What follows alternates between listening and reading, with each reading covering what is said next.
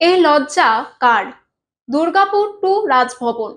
বোনের খুনির শাস্তি চেয়ে এবার সাইকেল করে দুর্গাপুর থেকে রাজ্যপালের কাছে দুর্গাপুরের প্রসেনজিৎ স্বর্ণকার।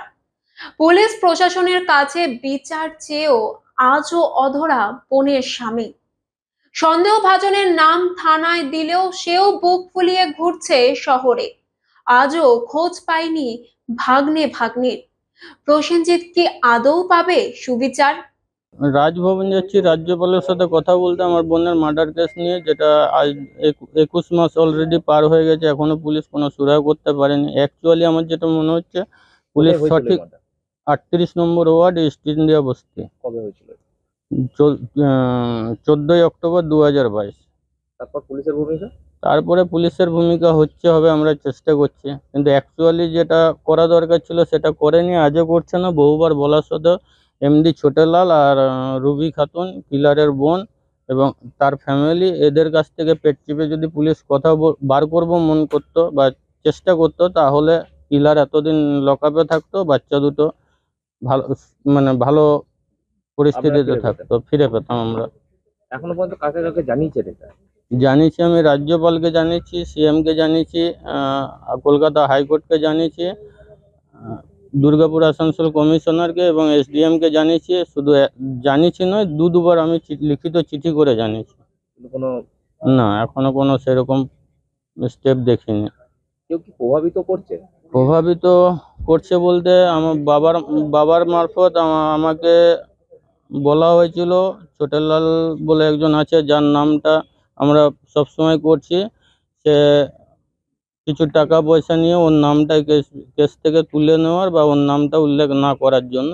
কে ছোটলাল? কে ছোটেলাল ওই যেখানে মার্ডার হয়েছিল সেখানকারই একজন প্রতিবেশী, যার সাথে আমার ভাগনা 9ই অক্টোবর 2024 আপনার রাজস্থান গেছিল। পুলিশকে জানিয়েছিলেন এটা? পুলিশ জানে। এর পিছনে কি কোনো রাজনৈতিক মদত আছে? কোনো রাজনৈতিক দলের সাথে যুক্ত? রাজনৈতিক মদত থাকলেও থাকতে পারে, না থাকার কিছু নয়, কিন্তু এটা কাস্টগতভাবে একটা বড় এফেক্ট আছে। আমার মনে হচ্ছে কোনো বড় মৌলবি মারফত একটা সেটিংয়ের ব্যবস্থা হয়ে থাকলেও হতে পারে, কেন ছোটেলাল এবং তার ফ্যামিলিকে জেনে শুনে বা তাদের কথাবার্তায় এত গাফিলতি বা কেসটাকে বিভ্রান্ত করার, ডাইভার্ট করার বিভিন্ন রকম প্রসেস, সেগুলো পুলিশ এই নিয়ে কাজ করছে সব সময়। তার সত্ত্বেও বুঝেও কেন অবুঝের মতো করছে এবং তার উপর চাপ সৃষ্টি করছে না বা ধরার চেষ্টা করছে না, সেটা আমরা বুঝতে পারছি না। আপনারা কি চাইছেন? আমরা চাইছি আগে কিলার ধরা পড়ুক, তার আগে আমার বাচ্চা ভাগনা ভাগ্নি দুটো মিসিং, যে তারা জীবিত রেস্কিউ হোক, আমি ফিরে পাই। আর সেই জন্যই যাচ্ছেন?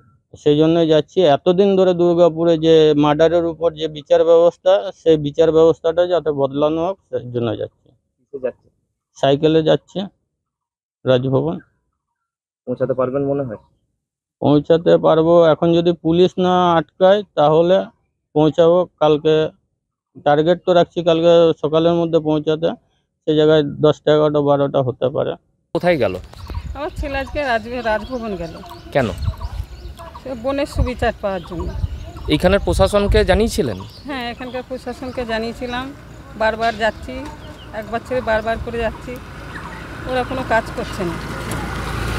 তার জন্য সুবিচারের জন্য আজকে সুবিচারের জন্য আজকে ছেলে আমার রাজভবনে রওনা দিল সাইকেল নিয়ে। কি চাইছেন এখন আপনারা? আমি এখন মেয়ের আমার সুবিচার চাইছি, আর ওই ছেলে নাতি দুটো ফিরে পেতে চাইছি, আর ওই আসামির যেন কঠোর শাস্তি হয়, ছেলে যেন সুস্থভাবে ফিরে আসে, আর আমার ছেলে যেন সুস্থভাবে ফিরে আসে। আপনার নাম?